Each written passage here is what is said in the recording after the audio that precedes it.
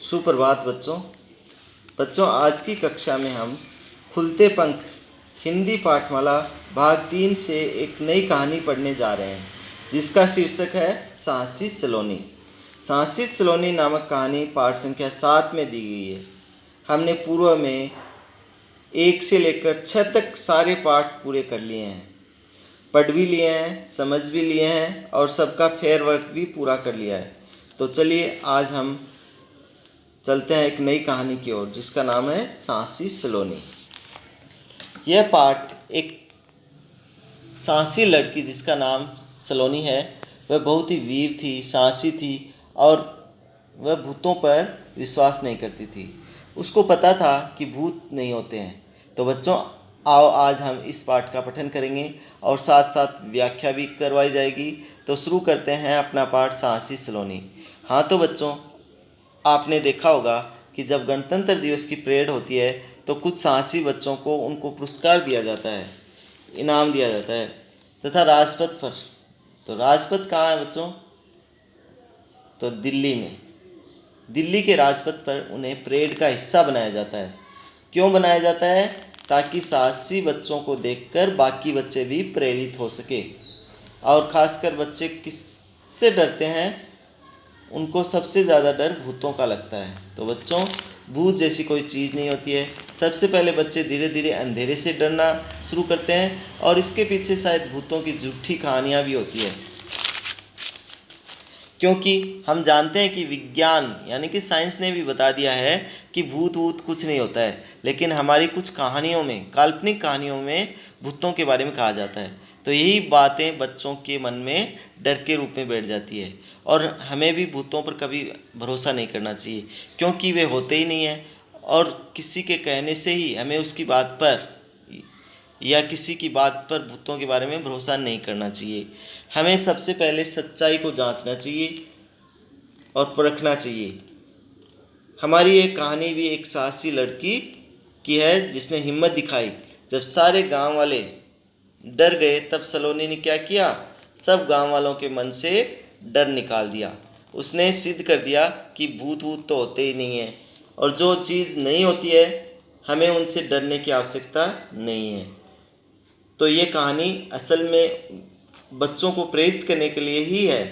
कैसे साहसी सलोनी ने गांव वालों की बातों में न आकर भूतों पर भरोसा न करके तथा लोगों को भी समझाया कि भूत नहीं होते हैं, सब कुछ होता है मनुष्य का डर, और जो डरे हुए व्यक्ति को ही भूत दिखते हैं। तो बच्चों, ये थी हमारी साहसी सलोनी के बारे में, उसकी हिम्मत के बारे में।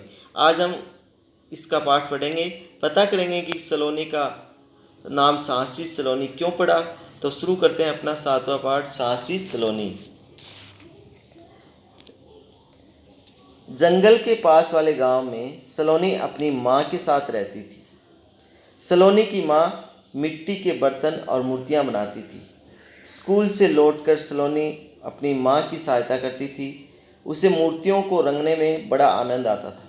सप्ताह में एक दिन सलोनी की माँ मूर्तियाँ लेकर शहर जाती थी। इसमें बताया गया है कि सलोनी का जो गांव था वो जंगल के पास था। और सलोनी किसके पास रहती थी?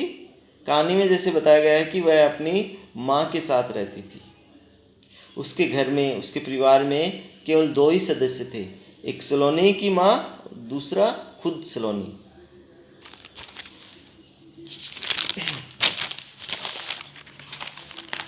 सलोनी की माँ क्या काम करती थी बच्चों?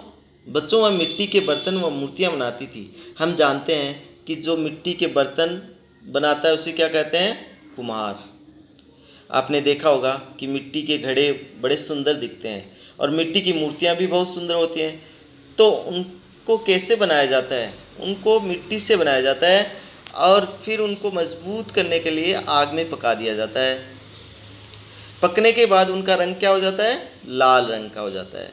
अब वे काफ़ी मजबूत हो जाते हैं। अब उसके बाद में घड़ों को, मूर्तियों को अलग अलग रंगों से रंगा जाता है ताकि वो और ज़्यादा आकर्षक लगे। सलोनी की माँ भी यही काम करती थी और सलोनी भी कभी कभी माँ की मदद कर देती थी। उसको क्या पसंद था बच्चों? वह मूर्तियाँ तो नहीं बना पाती थी क्योंकि शायद वह बहुत छोटी उम्र की थी, लेकिन उसको मूर्तियों को रंगने में बड़ा आनंद आता था। बच्चों इस चित्र में ध्यान से देखो, सलोनी अपनी माँ के साथ मूर्तियाँ बना रही है। सलोनी ने हाथ में ब्रश पकड़ रखा है और एक बंदर को रंग रही है। बंदर की मूर्ति दिख रही है हमें। सलोनी को रंगने में बहुत मज़ा आता था। रंगने को आप जानते ही हैं बच्चों, आप उसे पेंटिंग कहते हैं। ब्रश में जब हम लोग रंग लगा किसी चीज़ को रंगते हैं, चाहे वह कोई चीज़ चित्र हो या कोई मूर्ति हो, उसको हम लोग क्या कहते हैं? हिंदी में उसे रंगना कहते हैं और इंग्लिश में आप जानते ही हो उसे पेंटिंग कहते हैं। और उसको रंगने में बड़ा ही आनंद आता था। वह माँ के कहने पर नहीं करती थी, उसकी खुद की इच्छा होती थी कि मैं मूर्तियों को रंगूं, क्योंकि उसे बड़ा मज़ा आता था। तो बच्चों 6 दिन तो उसकी माँ मूर्तियाँ और बर्तन बनाती थी।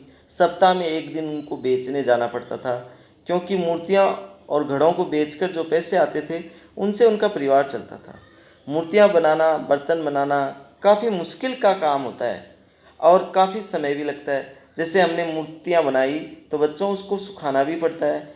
1-2 दिन उसको धूप में सुखाया जाता है।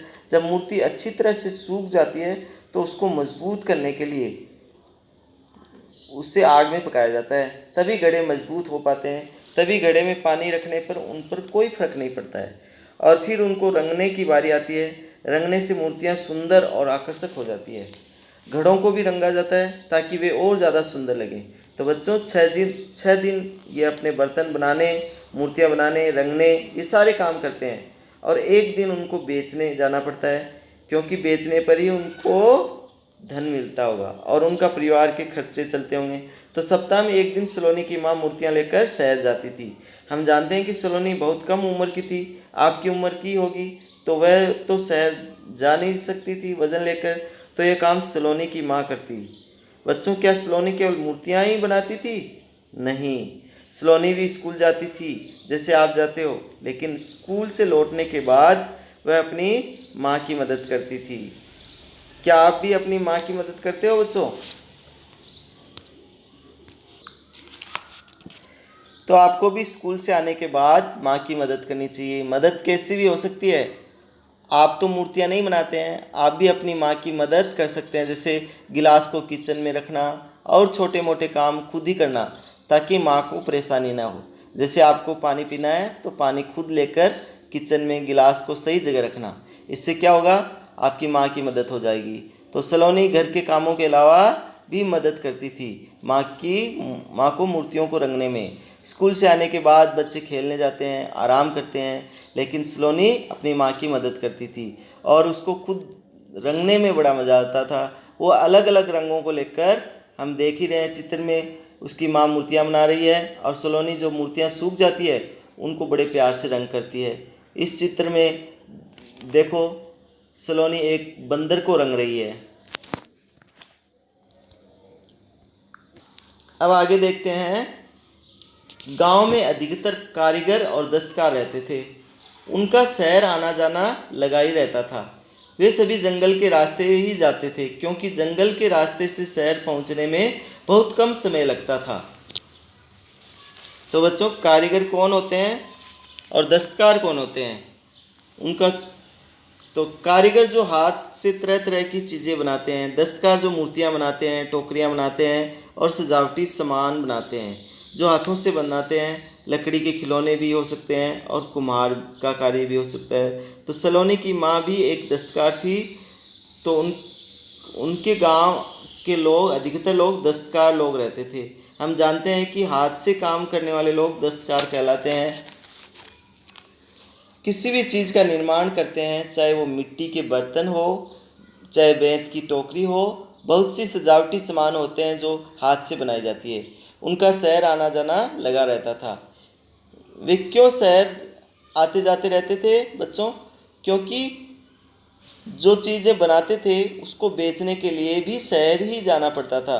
तो इसलिए गांव के लोग बार बार शहर जाते थे, फिर वापस आते थे। कभी कच्चा सामान लाने के लिए भी शहर जाना पड़ता था, इनको बेचने के लिए भी शहर जाना पड़ता था, और अपनी ज़रूरत की चीज़ें भी खरीदने के लिए गांव से आना जाना पड़ता था।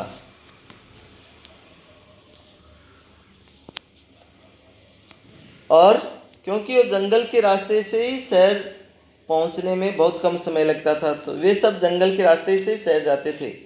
शहर जाने के लिए भी दो रास्ते थे, एक जंगल का, दूसरा जंगल के बाहर बाहर से था, लेकिन वो बहुत लंबा पड़ता था, तो हर कोई समय की बचत के लिए जंगल के रास्ते को ही पसंद करता था, क्योंकि जंगल के रास्ते शहर जाना आसान था, छोटा था और कम समय लगता था, तो सभी जंगल के रास्ते जाते थे।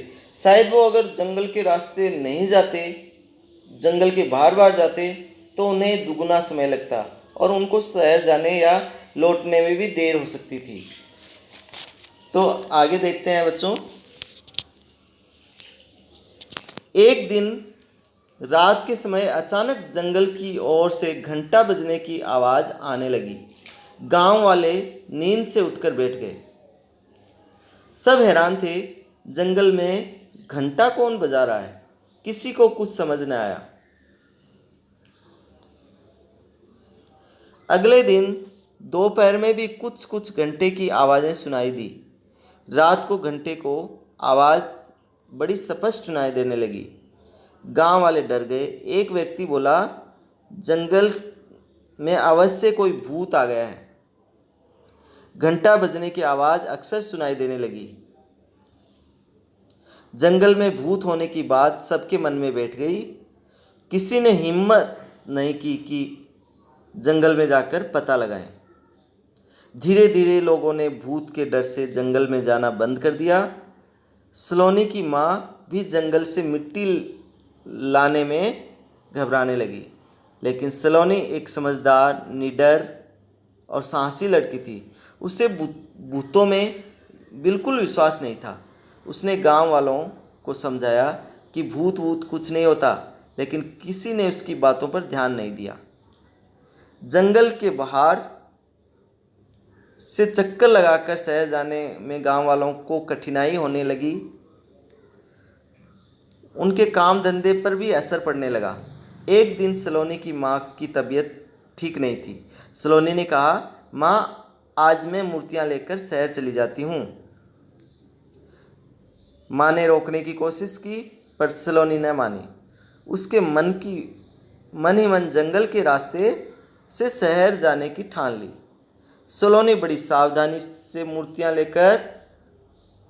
मूर्तियों का टोकरा लिए जा रही थी। तभी उसे बंदरों की खो खो सुनाई दी। घंटे की आवाज़ भी आने लगी। सलोनी थोड़ा घबरा गई, लेकिन वह हिम्मत करके आवाज़ की दिशा में बढ़ने लगी।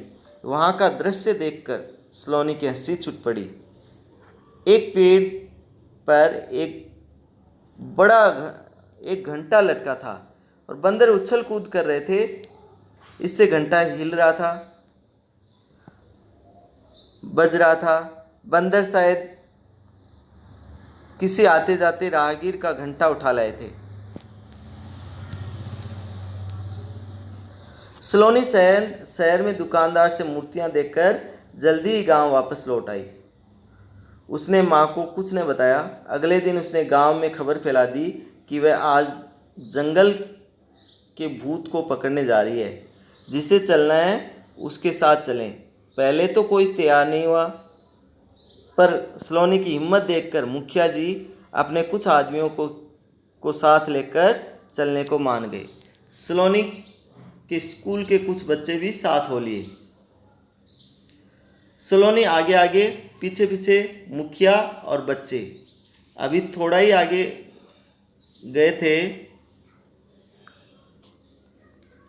कि घंटे की आवाज़ें आने लगी। मुखिया जी और उनके आदमियों के चेहरों पर हवाइयाँ उड़ने लगी, पर सलोनी निडर आगे बढ़ती गई। बच्चे शोर मचाने लगे। सलोनी, कहाँ है भूत? अभी दिखाती हूँ, सलोनी ने कहा। पेड़ की ओर इशारा करते हुए सलोनी बोली, वह देखो कितने सारे भूत। अरे वे तो बंदर हैं, कहकर बच्चे हंसने लगे। मुखिया जी, वह देखिए पेड़ पर लटका घंटे वाला भूत। सलोनी ने पलट कर कहा। मुखिया जी ने सामने का नज़ारा देखा तो उन्हें बात समझते देर न लगी। वे भी खिलखिलाकर हंस पड़े। मुखिया के आदमी भी हंसने लगे। वे बोले, ये तो घंटे वाला भूत नहीं बल्कि हंसाने वाला भूत निकला। तो बच्चों, हमने एक कहानी पढ़ी, देखा कि सलोनी किस तरह से अपने सूझबूझ और साहस से गांव वालों के मन से डर निकाला और सब गांव वालों को इस परेशानी से छुटकारा दिलाया। तो आज के लिए इतना ही। धन्यवाद।